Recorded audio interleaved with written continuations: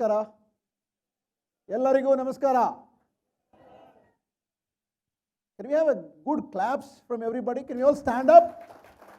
Hey, not for me, by the way, okay? Not for the profile that was presented. Can you all stand up? Let's really clap loud so that roof goes off. Some people are lazy and not clapping. Okay, that fellow is not seeing. Thank you. Thank you, ladies and gentlemen. Please have a seat. You know, I think Sujitesh, I must tell you, thank you so much for keeping everybody awake. Post-lunch, it is very difficult to speak because the connection between Madhya Pradesh and Uttar Pradesh is tentatively get lost, right? Invariably, you will get lost. And it is very difficult to stay connected. It is like Airtel network in Bangalore.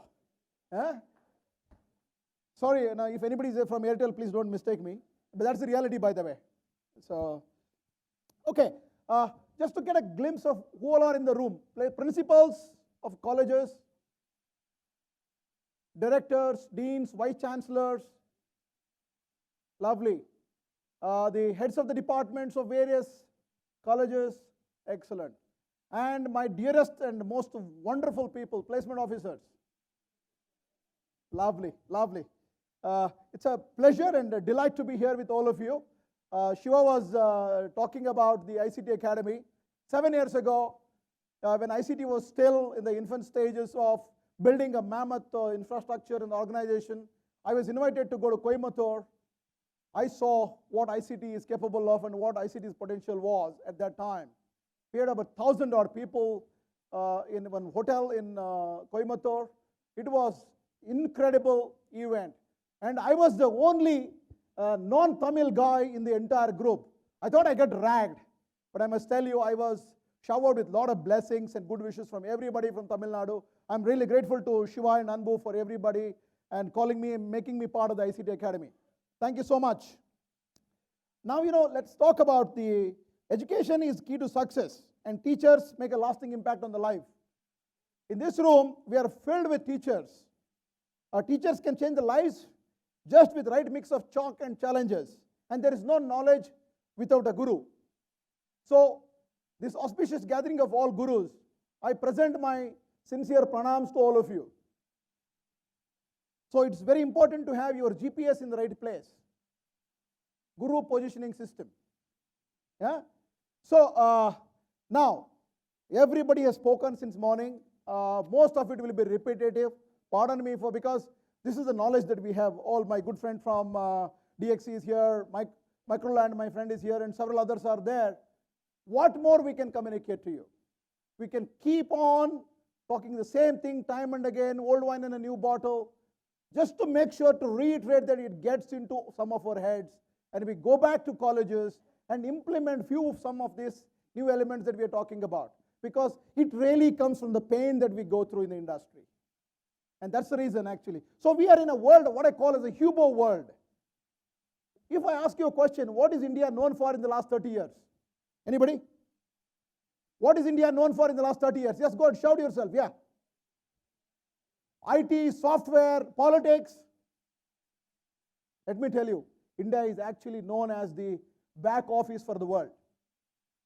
Do you want to be the back office of the world? Or do you want to rock in the front of everybody?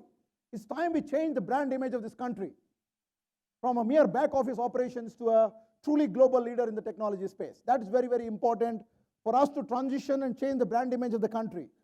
And we are preparing the country for a massive digital economy. My good friend Zee talked about digital. Trust me, the Indian government today with the UPA and the RuPay and several other cards, they are giving run for their money for the world credit card companies. And with the likes of Aadhaar, GST, and Reliance Jio has completely networked the entire country. We are truly a digital economy. We are truly a digital democracy in every sense. And we want to be a $5 trillion economy by 2025. You know that, actually. Mr. Modi is talking about it. And yesterday he has a rock show in Houston, right, Texas. So where about 60,000 people attended, some 50 odd American lawmakers attended. Now has the time come for us to be the North Star for the world in terms of innovation and transformation. We want to be the North Star. Can India be the laboratory for change? As a country, we have changed a long Long process. We have come a long way. We have transformed the country. Can we be the laboratory for change for the world? The reason why I'm asking these questions is to tickle your stomach and tickle your brain so that you get connected with me for the next 20 minutes. Ladies and gentlemen, let's enter the Hubo world. Right, let's talk about some data. This is, as of yesterday evening, 7:30 p.m., 7.74 billion. Half the world population is on social media. Half the world population is on social media. And India's digital story is even more exciting. The reason why I'm so excited about this country is because we have 630 million internet users in India. And out of that, 500 million people are using through a handheld device called mobile phone. 500 million people. There was a time a few years ago, it was only less than 100 million people. Look at how India has embraced digitization, digital economy. So 30 billion WhatsApp messages a day. I lost count of how many zeros are there in billion. So this is the world that we live in today. My friend talked about VUCA. What is that image reminds you of? If all of you have read the Vedas and the battle between the Lord Shiva and the demons, Samudra Manthana, right? This is a digital Manthana happening on the VUCA world, right? So it's really, really interesting. Change is happening at the speed of thought. And change is the only constant that you can only talk about. And that's very, very important. Everybody wants to change the world, but nobody wants to change themselves. This is very interesting. No, we must change the world. What about you? Oh, let me come back to you later. Right? We are so resistant to change. Why is that so? Because if you are not willing to change, you will be left behind and then the world will move ahead. And the choice is yours today. As academicians, as placement officers, as principals, you have a choice whether do you still continue to do the way you were doing till yesterday or you want to adapt and embrace change. The choice is yours. You never change your life until you step out of your comfort zone. No, I'm very happy. I'm a principal, good admissions, 70% admissions, good revenue, placement officer is doing a good job, 70% placements. I am okay, no problem. You should change, not me. As they say, right? Dar ke aage jeet hai. Just get out of your comfort zone. You will find change waiting for you to embrace. You must embrace change. That's very, very essential and very vital. And that's the message that I wanted to deliver. Your past success does not guarantee of your future success. What you did yesterday is history. It will not help you beyond talking point for 2 minutes. And what next? So you should be ready to continuously, it's a yo-yo word. You are on your own. You can give digital card, e-card, emails, all of that.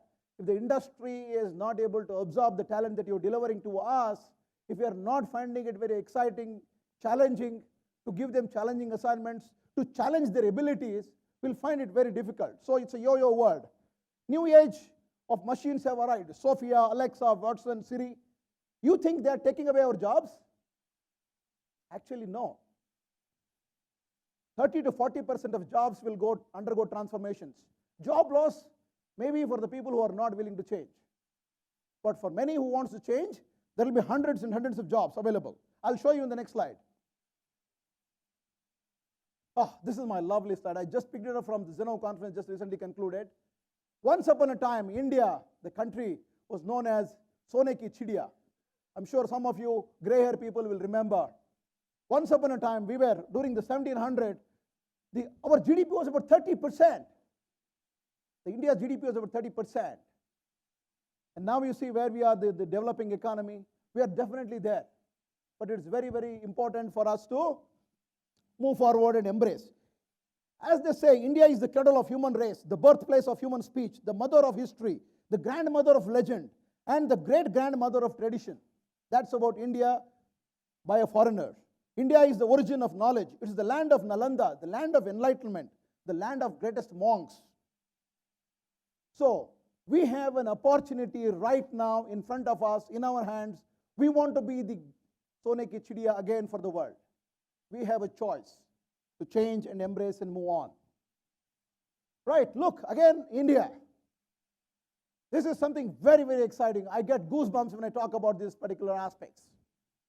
First time ever, right, more Mars orbiter mission, India merely spent only $72 million. The same kind of effort, America spent $2 billion to send this orbiter to the Mars. Look at our ability to innovate, frugalize, and still be right first time. This was one of the greatest things. Second one, 104 satellites in one rocket. And the first one was Indian. There are 63 others were from America. I am very, very proud to tell you this information, my dear friends. 63 were from America. The first went from India. The last one, I don't know how many of us knew. World's first solar airport is in India. And India is changing. India is adopting. India is embracing the new order of the world. Right. So, why I'm saying all of this? Because we have a great opportunity on our hand. 500 million youth, Gen Z. We have 175 million people with English ability. They can speak fluent English. We have 1.5 million engineering graduates. I'm not saying engineers. Engineering graduates every year. That is the power of India. A country of billion dreams, aspirations to conquer the world. And we have to move ahead in the right direction. So this is abundant potential. This is abundant possibilities. India is a country of possibilities. And all of you are playing a vital role in creating this land. Now let me talk to you about the Gen Y, the millennials. What are their key traits? They are very, very unfocused, lazy, and easygoing. Pardon me for saying this.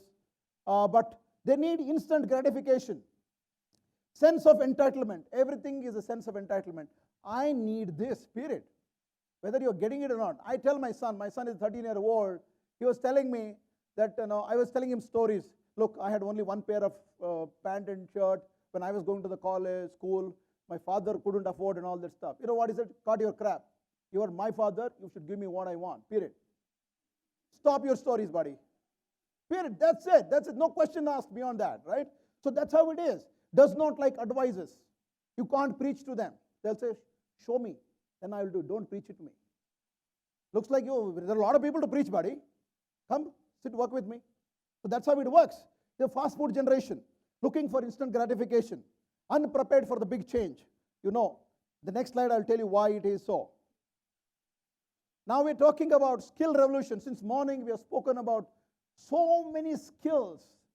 I'll tell you, it is beyond comprehension of any ordinary brain that so many skills are available in the world today. Are we prepared to embrace all these skills, pick up everything? Do you want to be a master of everything? Morning somebody was saying, either you want to be a master of all or jack of none. And there is a saying, either you go inch wide or mile deep, or you go mile wide and mile deep. Choice is yours. We must choose the right ones to become, like just talked about, what brought you here won't take you there. That's the reality. I scored 9.5 CGPA, sir. I am the right candidate for you. Okay, I'll give you a job. Come and join me tomorrow morning. Are you ready to start coding day one? No. I thought you were training for 3 months. Why should I train you? 9.5 CGPA. No. That's what we are told. Right? So what is important is the mindset is as important as skill set. Very, very essential. Please mark these words. The will and the skills are the armory for the new world. You must have the willingness to learn new skills all the time. The moment you say you have learned everything and you're obsolete. So it's very, very essential. Now, we talk about what is the skill revolution. Look at how things have changed over the years. I have been doing campus recruitment from probably about 2004 onwards. And in the last 4 or 5 years, I am not going to the campuses. I was looking at my old slides. What were my expectations in 2010 when I was going to the college to make a presentation? And then I got these skills. Look at how life has changed in the last 1 decade. The requirements have completely transformed. How have we changed as academicians? How have we changed as a student community? Are we looking at this change seriously? The question is, am I ready? Am I ready to cater to the new age, new economy, new skills in my college, for my students, for my talent? Because they are the future of this world. They are the future of this country.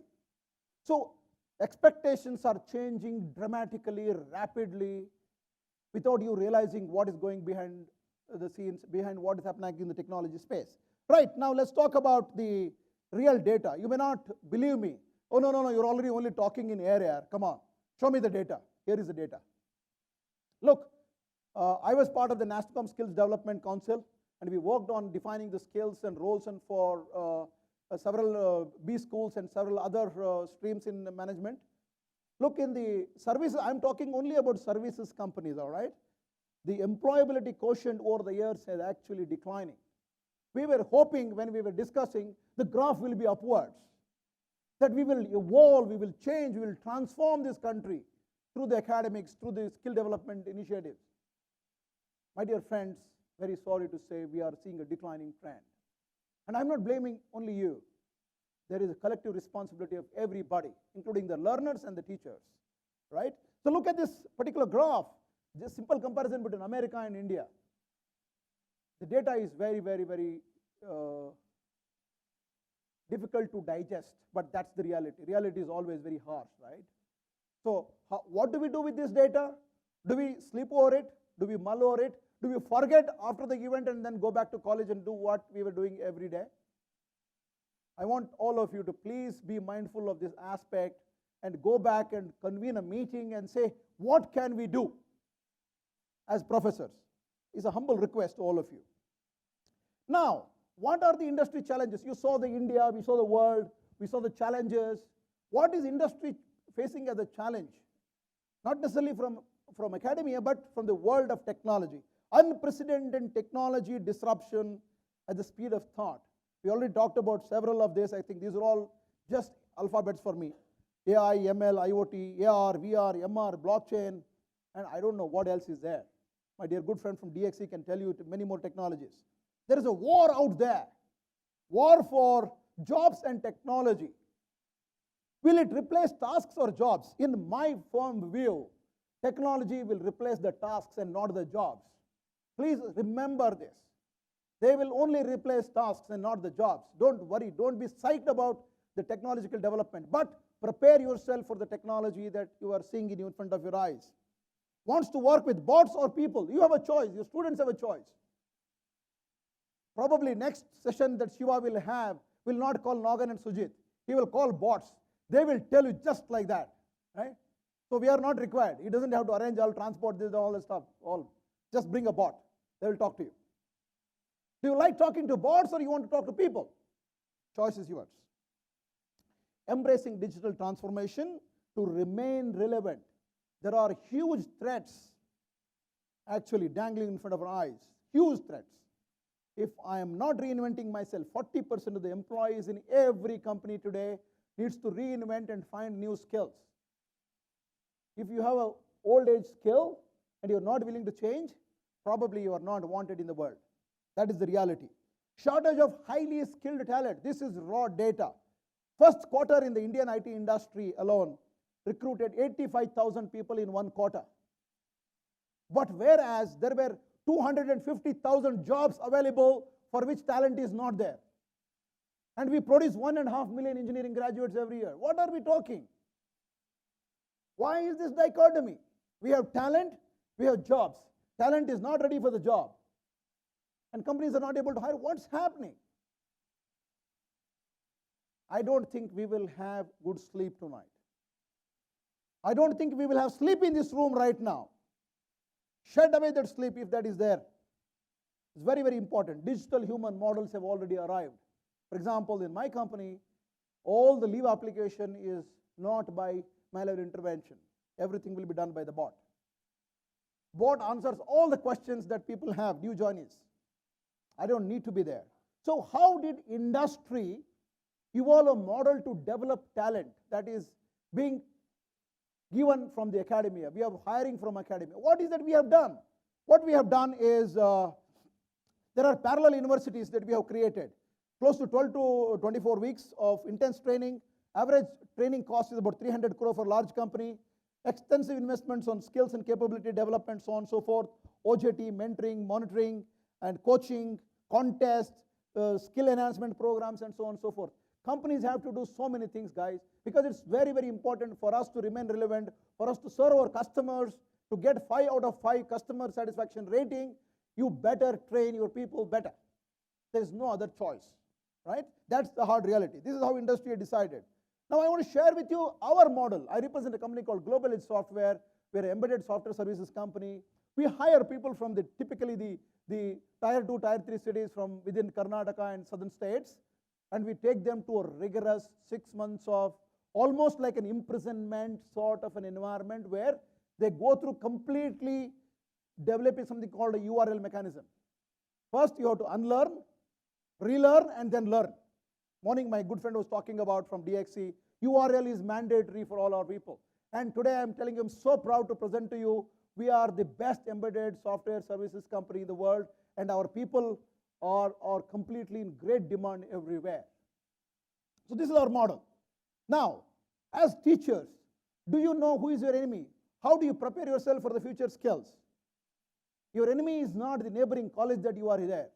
Your enemy is not somebody who is leading a 90% recruitment actually in the colleges and all of that. Your enemy, just get in front of the mirror, you'll see your enemy. You'll encounter with your enemy. You and yourself and nobody else. It's very, very important. If you believe, your mind will achieve. It's very, very important. The problem is in the system is we don't believe that we can deliver great value. We can create miracles in academia. We must believe in our capabilities. If we do not believe, trust me, the world will not wait for us. All right? So, know who is stopping your growth? It's you, yourself, and your self-discipline. And if you are not working towards success, it is very difficult. Winner never quits. Quitter never wins. It's very, very important. Who can help you? You don't get what you wish for. You get what you work for. You must work for what you wish for. Very, very important. In the interest of time, I'm skipping this slide. Now, how do you unleash the potential of yourself to the world? Trust me, my dear friends, you are the biggest gift to this world. Without you, this world will not exist. End of the day, whether we like it or not, we must work with you, because you are the talent delivery organization to the world, to this country at least, right? Future belongs to those who believe in the power of the dreams and prepare for them today for tomorrow. You can't prepare for tomorrow. You have to prepare today for tomorrow. Very, very important. That means you have to be ahead of the curve all the time. Future is happening now. Future is not tomorrow. It's already happening. I don't know whether we realize or not. It's actually happening right now. And you are the hope of our future. All of you academicians, teachers, professors, principals, and VCs, you are our biggest hope. And we have no other place to go. We come to you with folded hands. Please, please embrace and unleash your true potential as academicians. If the mind is eager, everything can be done. Even the mountains can be moved. You have stories in our life. We have our great friend from Bihar who cut open the mountains taking 22 years. Can anybody name him? Huh? Dashrath Manji. Dashrath Manji made a commitment to himself that mai tere ko kaat dalunga. One man with one tool took 22 years. He cut open the mountain and created a nice road for the village.